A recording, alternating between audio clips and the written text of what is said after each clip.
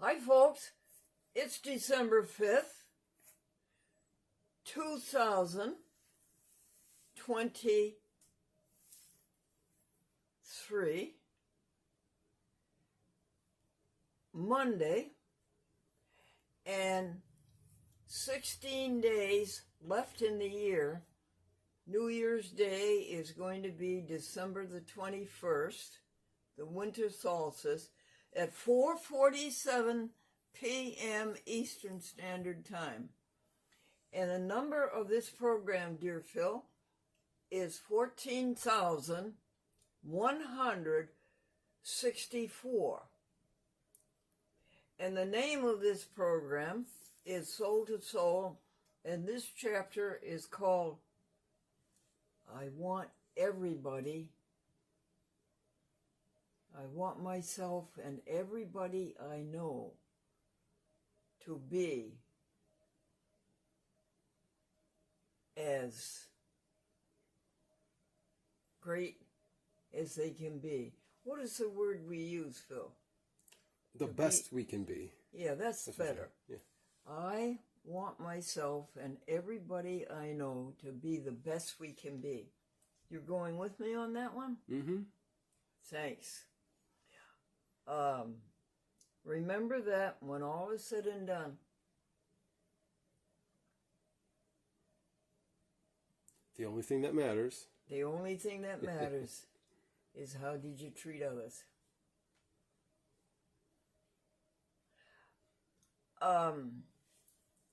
We read in the Encyclopedia Contents under Veterans Administration that veterans were to get a $10,000 death benefit. I interpret that when Franklin died, that his widow was to get $10,000 death benefit. Because I know when dear Franklin went to heaven, the Buffalo News gave Glendora $1,000 death benefit. Those are sort of conflicting terms, aren't they, Phil? It would be the government to go and give the $10,000 to the person who dies. So we'll have to call up Mr. Flaherty at the Veterans Administration in Columbia County and ask Mr. Flaherty if that $10,000 applies to us. That would be a mess, though, Phil, because you'd have to make out how much. You'd have to give it all to Medicaid, wouldn't you? And if you don't give it to Medicaid, you got to give it to IRS. Mm-hmm. Well, we'll look into it. Phil, I want you to know that Farmington State University of New York, Long Island, Farmington, sent us wonderful packet on DBA, doing business as, and on your tax ID form. Got it right here. Yes, and I was wondering maybe if we could read it a page a day. Sure. And then we have that lovely lady from the county clerk's office, the county of Rensselaer, who's going to call us and give us instruction. And Phil, I'm going to go for it too. And the name of my business is going to be Glendora TV Ads, helping people advertise on TV at an affordable rate. Franklin and I did that back in the 1980s, and we made about $250,000 doing it. And some of our sponsors, Phil, are very notable. Polaroid land camera, right through the chief executive officer himself, who won the case against Kodak for stealing the copyright of the Polaroid land camera. 2, General Foods, Maxwell House Coffee. 3, Texaco gasoline. 4, Quaker Oats. There's a 5th one too. General Foods alone is huge. Yeah. I know a quarter of Buffalo smells like cereal all the time because of their factory. My brother's mother-in-law worked for them. And every year for Christmas, she would send us a box of upcoming products. It was very exciting. A lot of it was cereal based, but still. You name a big cereal, and it's pretty much either them or Kellogg's.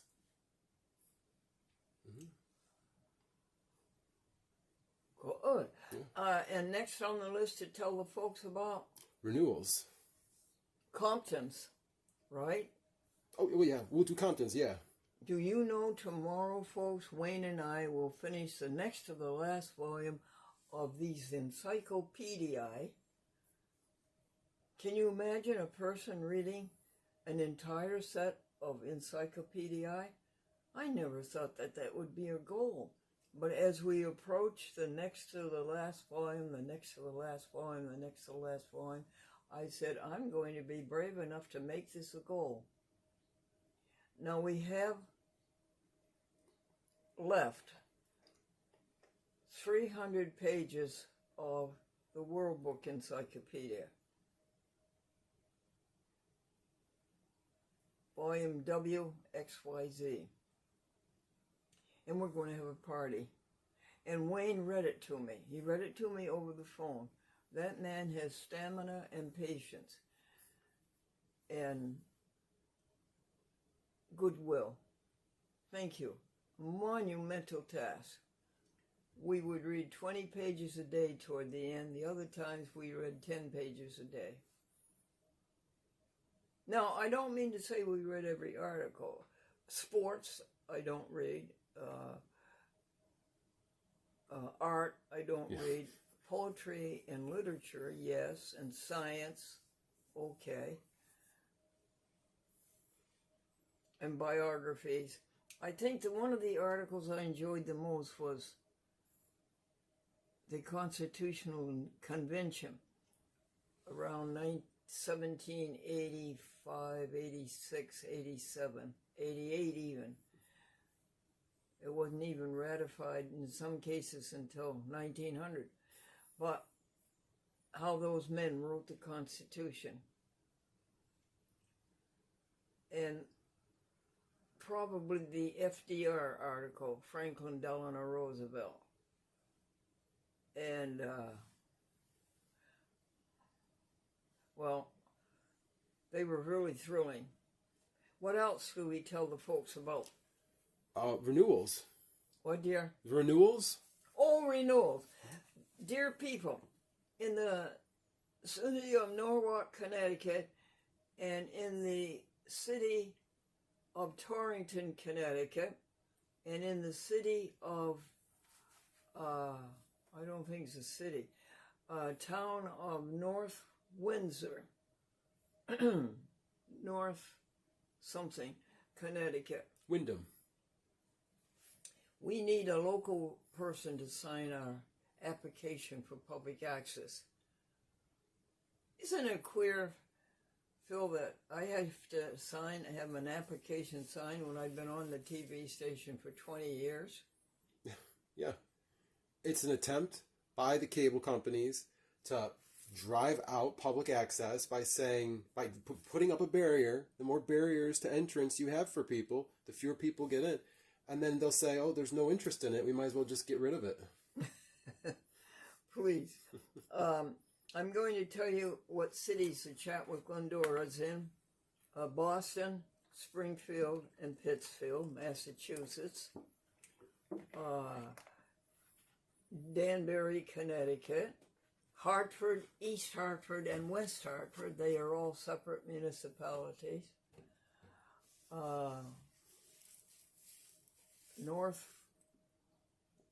What's the name? North what? North Windsor? Wyndham? Yeah, North Wyndham, Mount Willimantic, and Newtown, and that's 15 municipalities. And when I say these cities, it's not only the city, usually it's a lot of nests of cities around it. Brooklyn, Queens, Manhattan, Staten, and Bronx. Bronx, thank you. There's just a few people in those areas. And Wappinger Falls, that includes about 20 municipalities around the Poughkeepsie area.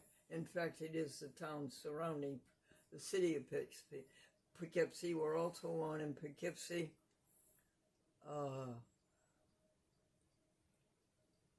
Binghamton, Buffalo, Jamestown, Trenton, New Jersey, Chicago, Philadelphia,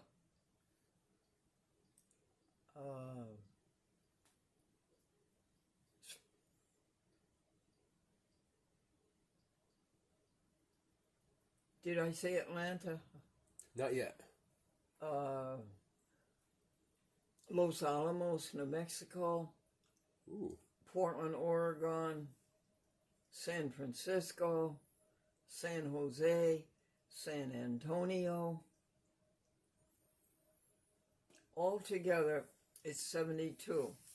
It used to be 75, but it's been truncated from 75 down to 72. I remember when we called the San Jose office, I think it was the San Jose office, and the woman who answered the phone knew who you were because she says it's the documentary about you is pretty much required watching when you start working there. Phil, would you tell the people some jokes? Yes.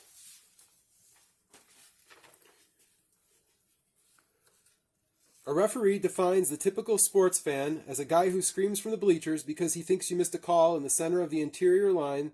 Then after the game, he can't find his car in the parking lot.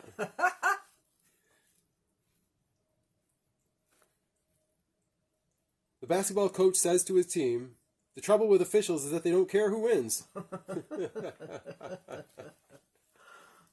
And how can a guy who signs a contract for $3 million be called a free agent? Yeah, right. Yeah. We ought to update that. Now they're so much more expensive, these people. An NBA player was asked, what is the bigger detriment to a player, ignorance or apathy? The player said, I don't know and I don't care. When he played basketball in college, his teammates lifted him off the floor and carried him on their shoulders. That must have been a big moment of pride. No, they said, don't come back until the season is over. And in the locker room, one athlete said, prestige is when people see you and ask for your autograph. A second athlete said, prestige is going to the White House and the president says, hi, Bill, how are the wife and kids? A third athlete said, prestige is being at the Vatican, talking to the Pope. The photos come out and people say, who's the man next to Williams in the beanie? Turn the page over. There's some more of the good ones. Bill said that one of his team's basketball forwards was so slow, if he ever got caught in the rain, he'd rust. As Diane said to one of the basketball players, you smell good. What do you have on? The player said, clean socks. Were you a football player in college? Yes. Were you a fullback or a halfback or a quarterback? Just a drawback. During a timeout, a referee looked into the stands and saw attendants carrying out a woman on a stretcher. The referee asked the coach, what happened? Heart attack? The coach said, no, you called one right and she fainted. Well, that's good enough, Phil. Is there a Bible passage, anything around? Hey, Google, can you give me a Bible? On website concordia.edu, they say, and the peace of God, which transcends all understanding, will guard your hearts and your minds in Christ Jesus. Do you want a little more context? No, but thank you very much, Google. That's the verse in minds. That's good. I think I know a hymn. Mm-hmm. Lord, dismiss us with thy blessing. Fill our hearts with joy and peace. Let us each thy love possessing, triumph in redeeming grace. Oh, refresh us, traveling through this universe. And then, words. Mm-hmm. To stretch our vocabularies, refresh them.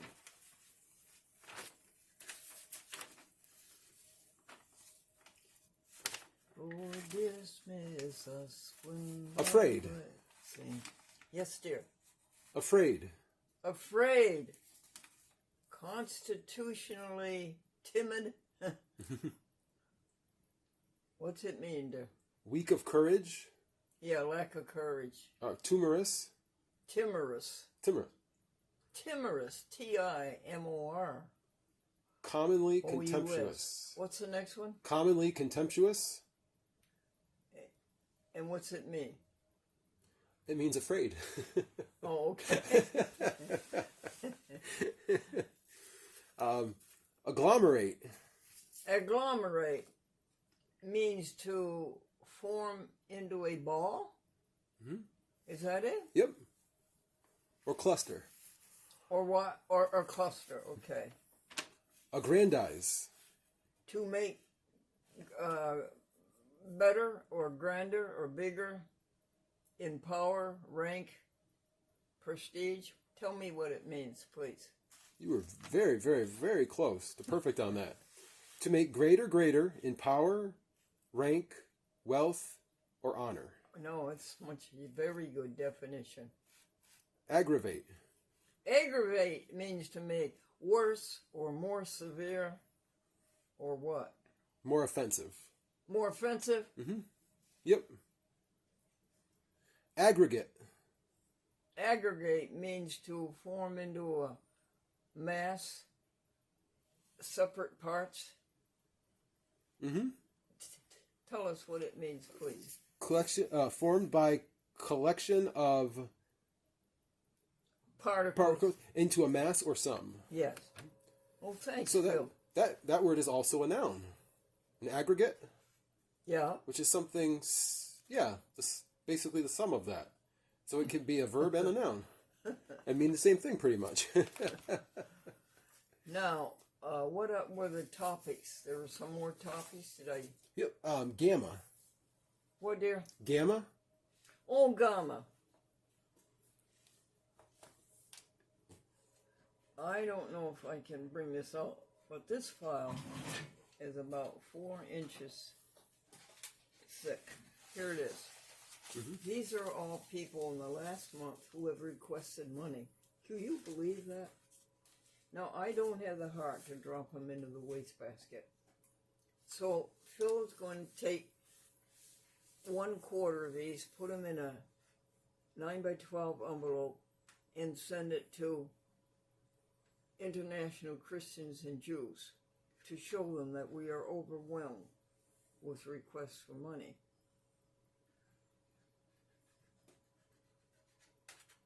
I don't know if we'll drop any money into it. We might, but then that just aggravates.